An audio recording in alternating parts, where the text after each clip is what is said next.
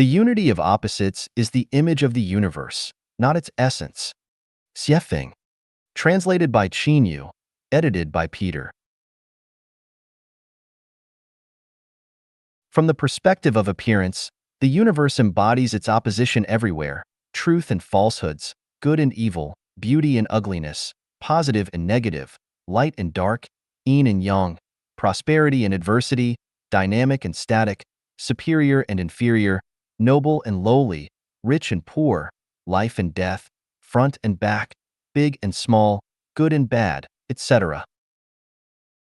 But the Mobius strip tells us that there is only unity in the universe, but no opposition to it. Who can tell which is the front side and which is the back side of the Mobius strip? It has only one side, or in other words, there is a back side to the front side of the Mobius strip, and there is a front side to the back side of it. The front and the back side are perfectly intertwined and indistinguishable. Consider below the unity of opposites under conventional thinking. Up and down. Common sense believes that the top of the mountain is up and the foot of the mountain is down. The leaders are up and the masses are down. The sun is up and the earth is down. The head is up and the feet are down. The river has upstream and downstream. Unconventional thinking believes that there is no up and down in the universe, and that up and down is just a matter of concept. For example, the sun and the earth, from the perspective of the solar system, has no distinction of up and down, just the changing of positions. Is there up and down on the earth? The South Pole and the North Pole. Which pole is up and which pole is down? Look at the globe. Assuming that the surface of the earth is full of people, can you tell who is on top and who is on the bottom? Of course, we cannot. If we keep shrinking the earth to nothing, then all people on the earth will stand foot to foot, with their heads in the opposite direction. Now, who can tell whether the head is on top or the feet are on top? Of course, no one can. In the same way, is the top of the mountain up or the foot of the mountain up? Regardless of the direction, as long as we walk along a straight line, we will eventually return to the starting point. So, does the river have upstream and downstream? The masses can have no leaders, but the leaders must have masses. Then, are the masses at the top or are the leaders at the top? To have or not? Is there anything in the universe? In spring, flowers of all kinds are in bloom in the garden, contending in beauty and fascination, and in winter, what is left in the garden? Where are the dinosaurs? Where are our ancestors? If the Earth is hit by a laser beam from outer space, it will vanish instantly, and everything on the Earth, including the Earth itself, will disappear. What else do you have? Since elementary school, we have been struggling and striving in pursuit of possessions, but what do we get after death? A good name forever? Prosperous descendants? Immortal accomplishments? If the earth shakes, will these things still exist? From a transcendental point of view, the more you pursue possessions, the result will be that you will own nothing. The more you pursue no possessions, the result will be that you will own everything. Shakyamuni, Jesus, Laozi, etc. did not pursue possessions, but they own everything. Thieves, liars, and corrupt officials are trying their best to pursue possessions, but they have nothing. If a peasant doesn't stop appropriately and think about his situation, he will always be a peasant. If a worker does not stop and look around, he will always be a worker. If a person does not calm down and perceive, he will always be a human. There is everything in emptiness, and there is emptiness in everything. I once asked a friend to give up everything and practice Taoism with me, but he couldn't let go of everything he had. He also wanted to glorify his ancestors and leave a good name for posterity. Watching him fall into human society and plunge into the real void, I could do nothing. With obstructed thinking, one is powerless. The sea of bitterness is boundless, so repent and be saved. Here repenting is unconventional thinking. Success and failure. There are no successes or failures in life. There are only different life trajectories. Success and failure are just the concepts of the laity. In the eyes of the laity, success is rank promoted, fortune made, and ancestors glorified, while failure is losing one's official position, losing money, being laid off, and being divorced. But from the perspective of the ultimate goal of life, only the 8 immortals and the 8 immortals crossing the sea, each showing their magical powers, are the winners. Looking back at thousands of years of recorded human history, who was the winner? The Egyptian pharaoh? Alexander? Caesar? Constantine? Charlemagne? Napoleon? King Arthur? Gregorian?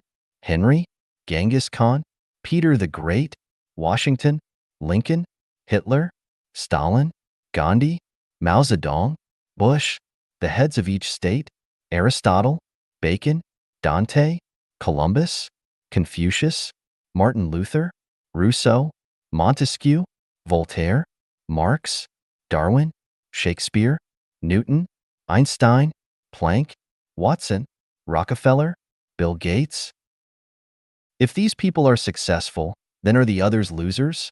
If the dispossessed, homeless beggars along the street are defined as losers, then are the rest winners? Who is the winner? Who is the loser? Is there really a successful life? If there is no successful life, are all people failures?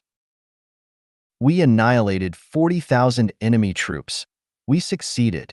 Did you succeed because you killed 40,000 lives? I frustrated all the competitors. I succeeded. Does it count as success by frustrating others? Dude, congratulations. We successfully robbed the Reserve Bank. It's so comfortable. I succeeded in swindling him out of all his money. You are so smart that you successfully transferred the company's property to your private account abroad. We successfully blew up the World Trade Center. We successfully released the atomic bomb on Hiroshima. I successfully spread the SARS virus. I successfully cloned people so that people don't know whose father he is or whose son he is. We successfully discharged wastewater into the river, and so on. Are these all successes? The well-known Napoleon Hill wrote a book, The Law of Success. His book has been sold in more than 30 countries and more than 20 million copies in more than 20 languages. He himself is called the creator of millionaires. Great. It's really great. But someone once said, walk along an impeccable line of reasoning. Everything is normal, but at the end you suddenly find yourself caught in a dilemma. I wonder if Mr. Hill has come to the end and found himself in a dilemma. The law of success teaches people how to succeed. So does it mean that people who have not read The Law of Success are losers? At what level is one considered successful? How much wealth does one need to have to be counted as successful? How many bank robberies does it take to be considered a success? How many times can piracy be considered a success? How many rivers should one pollute to be considered a success? How much money should one embezzle to be considered as a success? How many children should one have to be considered as successful? How many multinational group companies does one need to establish to be considered as successful? If one side of a piece of paper is success and the other side is failure, then if this piece of paper is turned into a Mobius strip, how do we distinguish between success and failure? Gains and losses. Gaining is losing. Losing is gaining. The more you gain, the more you lose. The less you gain, the less you lose. Without losing, you will gain nothing. Without gaining, you will lose nothing.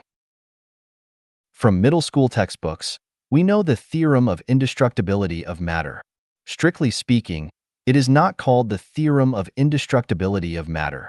It should be called the theorem of indestructibility of energy. Matter has birth and death, while energy is eternal in the universe. Energy is conserved, that is, the energy in the universe is a definite number. Energy will neither increase nor decrease. As the energy on the Earth increases, the energy on the Sun decreases, the temperature of water increases, and the amount of fuel is reduced. The more one experiences in life, the shorter one's life becomes. The more wisdom one has gotten, the whiter one's hair will be. Energy is a definite number, so what else is a definite number in the universe? Within the current range of the solar system, the time sequence is a fixed number. The 24 solar terms of the lunar calendar set by Chinese sages, beginning of spring, rain, awakening of insects, spring equinox, Qingming, grain rain, start of summer, lesser fullness, grain in ear, summer solstice, minor heat, major heat, start of autumn, end of heat, white dew, autumn equinox, cold dew, frost descent, start of winter, light snow, heavy snow, winter solstice are fixed numbers. The five elements, metal, wood, water, fire, and earth, and heavenly stems and earthly branches, Jia yi bing ding wu ji gung xian rin kue, and zi cho ina meo chen si wu wei shin yu su hai, and the 12 animal signs, rat, ox, tiger, rabbit, dragon, snake, horse, sheep, monkey, chicken, dog, and pig, corresponding to each year, month, day, and hour are all definite numbers. The method of choosing the day of good fortune and bad fortune and the art of becoming invisible, Taoist magic, which was calculated from the primordial 8 trigrams by Wenwang of the Zhou dynasty and was later used by Jiang Zia, Zhang Liang, and Zhuge Liang, is a definite number. The Earth's moving trajectory and rotation speed are fixed numbers. The waxing and waning of the moon is a fixed number. The ocean's ebb and flow is a fixed number. Women's menstrual cycles are a fixed number. And the lifespan of animals and plants is a fixed number. An elephant will not live 300 years. A poplar tree will not grow for 300 years. The dry and rainy seasons in Zimbabwe are fixed numbers. The mineral resources and water volume on the Earth are fixed numbers. The number of hairs a person can grow is a fixed number. The ratio of height to the maximum distance between the two middle fingers is a fixed number. The number of legs and the number of heads a human has is a fixed number. Springs have an elastic limit, steel has a fatigue limit, various objects have a limit of motion, animals and plants have a growth limit, and all artificial products have a maximum service life. No matter how good the car is, after running for a certain number of kilometers, it is bound to be eliminated and scrapped. Within a certain altitude, the temperature at which water boils is a fixed number, and the temperature at which it freezes is also a fixed number. The ignition point of various substances is a fixed number. The saturation of various compounds is a fixed number. The composition ratio of various colors is a fixed number. The traveling speed of sound is a fixed number, and the frequency of the sound that humans can hear and the wavelength of the light that human eyes can see are fixed numbers. Everything within the range of rational numbers is a definite number. The amount of money, the length of life, the height of rank, the size of influence, etc., are all within the range of rational numbers, so they are all fixed numbers. Everything about humans is within the range of rational numbers, so everything about humans is definite. Everything that changes with time and space is within the range of rational numbers and is definite. Is everything in the range of irrational numbers not definite? The most famous irrational number is pi. Pi equals 314,159,265,3589. The other is the golden ratio phi. Phi equals 1.61803398874989484821. These are two of the infinite mysteries of the universe that ordinary people know. But where is their ending? Are they also limited by time and space? As a Chinese Taoist saying goes, heaven's secrets should never be revealed. Secular people use this sentence to keep secrets. In fact, the essence of this sentence refers to the development trend and definite number of things within the scope of irrational numbers. Long-term unconventional thinking can lead to one's spiritual transcendence. After transcending the regular ethics, one can realize many heavenly secrets. Heavenly secrets can be leaked. The key is to whom should they be leaked? Jesus taught us, "Do not give that which is holy to the dogs, neither cast your pearls before the hogs." The Yellow Emperor's Hidden Talisman Classic says, after realizing the heavenly secret, virtuous people will settle down and practice it, while the villains will get carried away and act rashly and even ruin their destinies. The Tao Te Ching said, the main path, Tao, heavenly secrets, is easy to walk on, yet people love the small bypaths. He who knows does not speak. He who speaks does not know. Those who understand the secrets of heaven know the art of non-action, but if they reveal these secrets to ordinary people, it will lead to the downfall of unwise individuals who act recklessly and perish prematurely. Chuang Tzu. Shakyamuni once said to Subhuti, The Tathagata expounds it to those initiated into the Mahayana and the Supreme Yana. Those who take delight in the Hinayana, Theravada, and hold the view of an ego, a personality, a being, and a life, cannot listen to, receive, hold, in mind, read and recite this sutra and explain it to others. The heavenly secret is not forbidden to be divulged. The key is that it will lead to a bad result if it is divulged. If I say, what can be imagined in the human brain is real, this will cause countless people to go astray. If you suddenly give a poor man 1,000,000 ounces of gold, he will be restless both day and night. He has to guard against thieves and robbers. He has to deal with his neighbors and friends borrowing money from him, and the many demands of kinsfolks and relatives. He has to deal with the local bureaucrats' apportionment as well as the advice and suggestions of good-hearted people and gentlemen, which will end up hurting him. So, I have to say, what I said is all nonsense.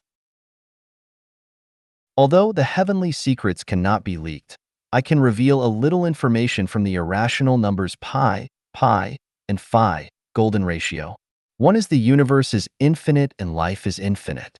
The second is, as a person, one's life is a finite cycle, but once the life goes beyond the category of a rational number, it enters the range of an irrational number. His life becomes infinite and non-repeating.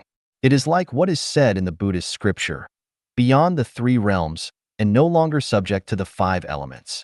It is also like speed. If the speed of an object is less than 7,900 meters per second, it can only live on the earth, but if it is greater than or equal to 7,900 meters per second, but less than 11,180 meters per second, it can fly around the earth. But once its speed exceeds 11,180 meters per second, it can get rid of the gravitational restraint of the earth, and it enters the huge solar system. When its speed exceeds 16,670 meters per second, it can freely enter the vast galaxy and experience the galaxy's various appearances and exceeding fascination and charm. The third is, time only exists in the world of rational numbers. There is no time in the world of irrational numbers. The wisdom of ordinary people has developed from natural numbers to irrational numbers, which can be said has reached its limit. If it develops further, it will enter the field of complex numbers, which is the field of thinking of gods and Buddhas. For example, the imaginary number 1 is not of the wisdom that ordinary people can understand, because imaginary numbers have illusory properties. You cannot find a practical example in the material world. Although imaginary numbers are used in electrical engineering and quantum mechanics, they are just a drop in the bucket of imaginary numbers, which is still polar away from the correct and comprehensive understanding of imaginary numbers. Let's put aside irrational numbers and complex numbers. Within the range of rational numbers, everything has a definite number. As far as people are concerned, the number of things everyone owns has been limited in their own life structure, just like the amount of water on the earth. If there is more water in the ocean, there will be less water in lakes and rivers, or less water in glaciers, or less groundwater. It is impossible to increase everywhere, because the amount of water on the earth is a fixed number, a constant. The things one can own in life are definite numbers, such as health, longevity, beauty, wealth, reputation, freedom, happiness, wisdom, safety, children, etc.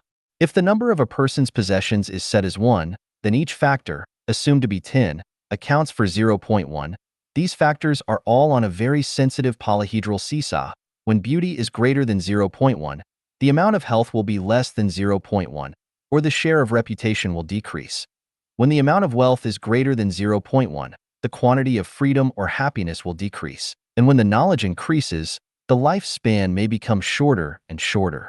In a word, if one factor increases, the other or several other factors will decrease, and the total amount remains unchanged at 1.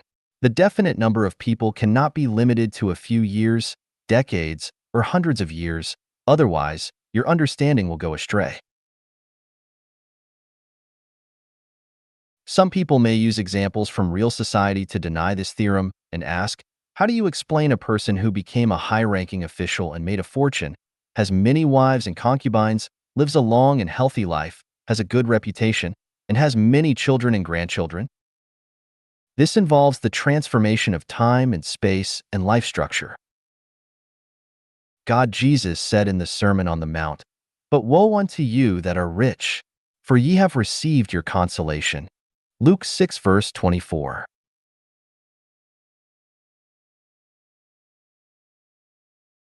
Buddha Shakyamuni said, "Furthermore, Subhuti, if a virtuous man or woman receives, holds in mind, reads and recites this sutra and is despised by others, this person who is bound to suffer from evil destinies in retribution for his past sins, and whose karmic sins are now eradicated by the other's contempt, will attain supreme enlightenment." Anuttarasamya Sambodhi.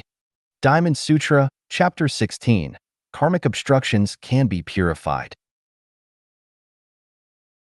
Immortal Laozi said, "When one is about to take an inspiration, he is sure to make a previous expiration. When he is going to weaken another, he will first strengthen him. When he is going to overthrow another, he will first have raised him up.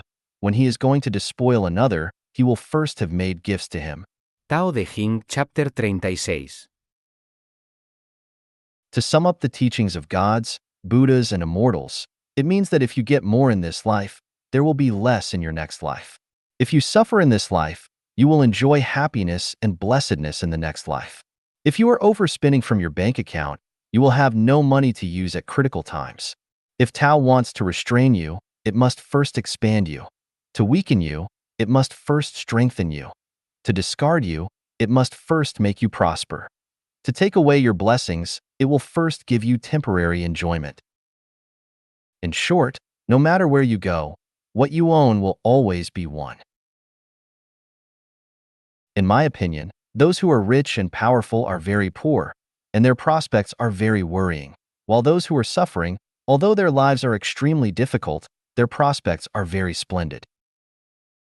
This is the paradox, which is hard to understand because of the lack of examples in reality.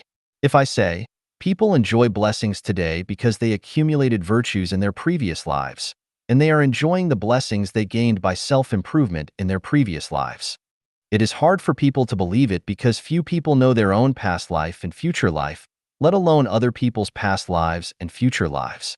Without unconventional thinking, we cannot make the connection between the past life, the present life, and the next life, just like we can't organically combine the front side with the back side. The most valuable and meaningful life is one where you give more and enjoy less. People may be unfair to you, but heaven, the greatest creator, never will. Above, I only gave examples of oppositions of up and down, having and not having, success and failure, gain and loss, from which we can see that opposition is the appearance of the universe, while unity is the essence of the universe.